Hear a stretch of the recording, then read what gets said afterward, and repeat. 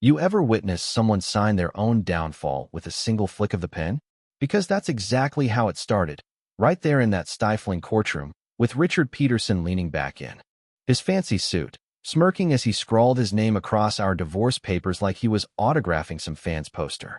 Finally free of that, he muttered, just loud enough for everyone to hear. At me, like I was some inconvenience, just a black woman he'd tolerated for too long. That stung. You know what I mean? And I'll be honest, my hands shook a little. Not from sadness, just from the humiliation of it, because Richard wanted nothing more than to see me crack. He'd always called my career as an architect a fluke, something about diversity quotas and luck, never once. Saw the late nights, the early mornings, the years of drawing and redrawing plans until my eyes blurred. I kept it together, staring him down, because I'll be damned if he gets that satisfaction. The judge cleared his throat, looking like he wanted to be anywhere else but here, then reached for a second envelope. This one stamped with my late father's crest. Richard's grin slid right off his face. I swear, you could hear the air get sucked out of that room. Let me back up a sec, because to really get why that envelope mattered, you gotta know about my dad. Dr. Roberto Oliveira wasn't just the neighborhood doctor. The man had come up from nothing, the son of a maid, worked 2 jobs, studied medicine at night, opened his own clinic when no one else would hire him. Over the years, he'd patched up everyone from cranky old farmers to high-powered judges, but he always had the same advice for me. Strength isn't about suffering fools. It's knowing when to show your cards. Richard never respected that. He figured my dad was just another small-time doc, and I was just lucky he even looked my way. But Dad, he built more than a practice. He built a network. I didn't understand that fully until that day in court, when the judge started reading from the will. But to get there, you need to see the build-up, the little things that chipped away at me, and the people who showed up when I least expected it. Because 3 years before that hearing, I'd landed the biggest project of my life, a $15 million cultural center. I remember running home, waving that acceptance letter, and Richard sitting there with his wine, not even turning to look at me. Sure, must have been the diversity pick, he muttered, never missing a chance to jab. Every week, it got a little worse. Lucky there are quotas. Lucky you got that diploma. All the while, I was saving those words. Not because I wanted to, but because my dad always told me. Document everything. And when I finally filed for divorce, Richard didn't just walk away. He came after me, calling my clients, spreading rumors, trying to tank my career. Projects dried up. People stopped returning calls. He'd call and say things like, "You're nothing without me," like he was doing me some kind of favor. But what Richard never understood was that for every door he tried to close, my dad had already quietly propped open 3 more. In those months leading up to the hearing, it felt like fate. Random people started reaching out. Judges, lawyers, business folks.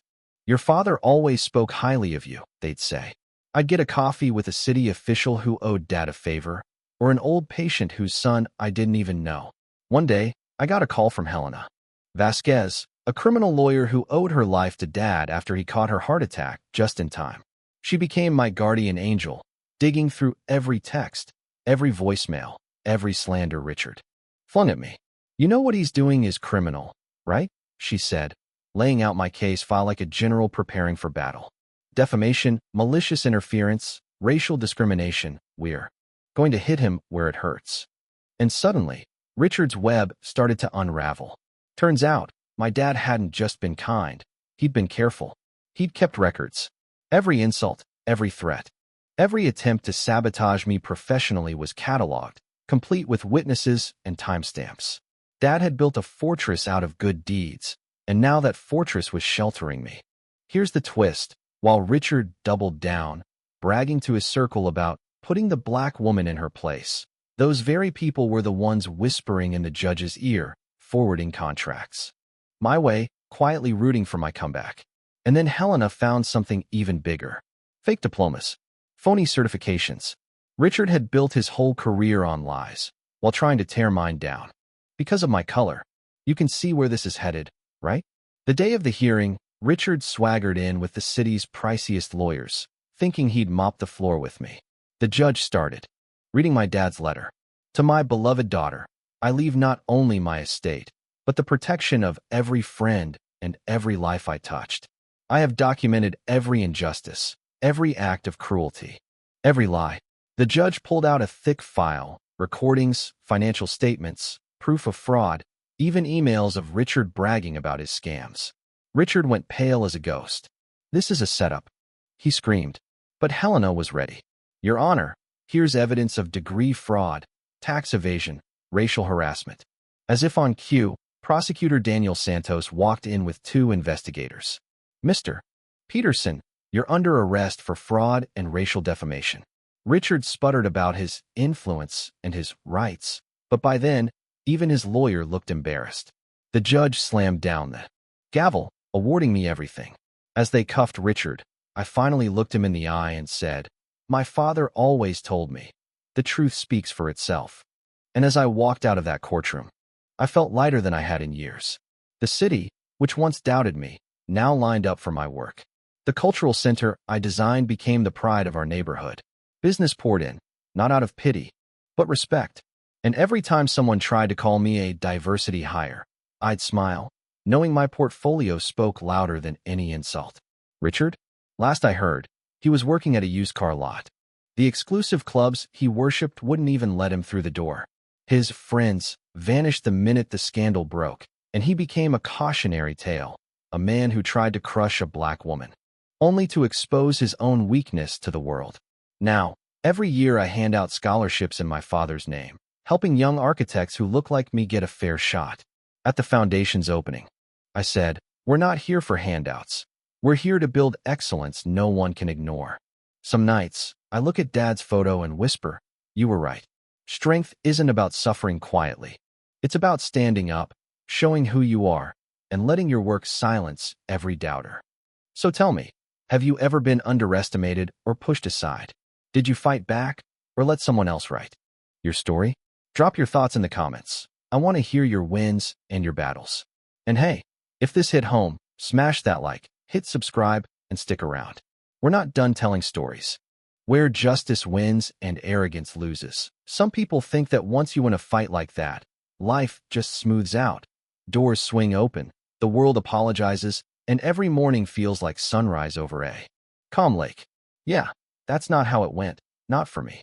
After Richard's downfall, I had about 2 weeks where everything tasted sweeter: coffee, victory, even air. But the city has a long memory.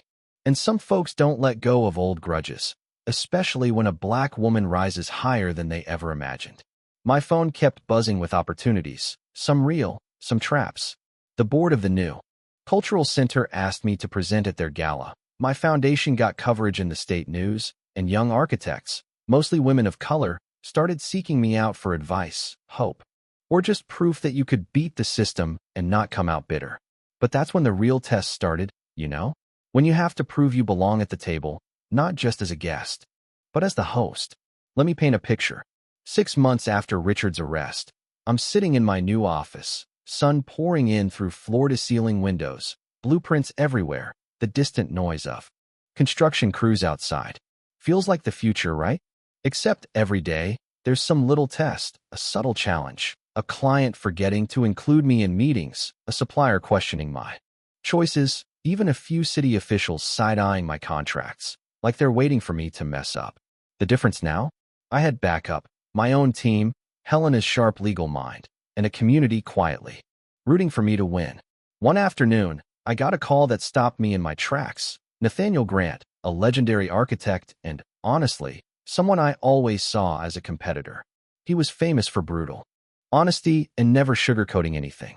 We'd crossed paths before, and let's just say he wasn't known for lifting up young women of color in the business. So when his number popped up, I almost didn't answer. "Camila, you've built something people can't ignore," he said, voice rough like gravel. "But you've also made enemies. Watch your back. The city council's voting on a new contract, and your name's on the chopping block." I could tell he wasn't just being dramatic. There were powerful people who'd lost face because of Richard's exposure. Folks who wanted things back to normal, which meant people like me kept in the background. That council contract? It was the biggest urban renewal project in a decade, and suddenly there were rumors swirling, budget concerns, code violations, even whispers that I'd only gotten this far because of media sympathy. Here we go again, right? But this time, I didn't have to fight alone. Remember Helena? She started digging old emails, meeting notes, backroom deals. My junior architect, Sam, who grew up in the same neighborhoods my dad once served, brought me files showing a rival firm fudged their numbers to win bids. Suddenly, I saw what Dad had meant about building a legacy. You don't just pass along skills or money, you pass along courage. My team was hungry, loyal, and ready to stand up for what we'd built. Twist of fate. Nathaniel Grant, the same man who'd once ignored me at industry dinners, showed up at my office with a stack of documents and a scowl. "Don't make me regret this," he grunted, dropping the papers. Turns out, he'd been shut out of the council project too. Different reasons, same old game. "I'm tired of watching good work get buried because people are scared of change," he said. For a second, I just stared, half expecting him to take it all back, but he didn't flinch. So, picture this. Me, Nathaniel, Helena, and my scrappy crew, burning the midnight oil, pulling together evidence, prepping for the council hearing. I won't lie. There were moments I wanted to give up, moments I heard Richard's old insults echoing in my head, moments I missed my dad so much I couldn't breathe. But every setback just made us tougher. And every late night, Helena would remind me, the best defense is always the truth, loud, clear, and undeniable. The hearing felt like a showdown from an old Western, packed room, the tension thick as molasses, council members trying not to meet my eye. One of the old guard cleared his throat. "Ms. Oliveira, there are concerns about your firm's experience and, well, recent controversies. You know that moment when you realize you're not scared anymore?" I stood up, took a slow breath, and laid it all out. Our track record, our community partnerships, the way we'd undercut corruption and created real jobs.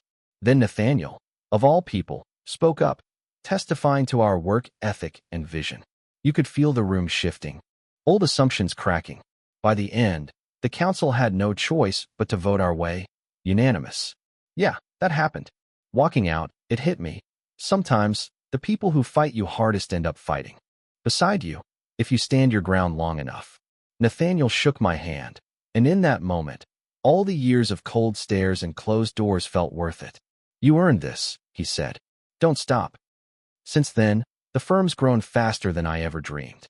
Every project's another chance to prove you don't have to play dirty to win big. Every young architect we mentor, every neighborhood we restore, feels like another page in a story Dad would have loved. But let's be real. It's never just one battle, never one victory. Prejudice, fear, and old power structures don't disappear overnight. They adapt, they test you, they try to sneak back in. But here's what I know now, what I wish I could tell that younger version of myself who let Richard's words sink in. When you build your success on truth, hard work, and community, nobody can take it from you. And when your enemies realize you won't back down, sometimes they become your strongest allies. So I'll ask you again, who are they? People who showed up for you when you least expected it? Who surprised you by switching sides or challenged you to reach higher? Drop your story below, because every time we speak up, we make it a little harder for the next bully or gatekeeper to shut someone out. If you believe in fighting for your seat at the table, hit that subscribe, share this video, and keep building your legacy, one honest victory at a time.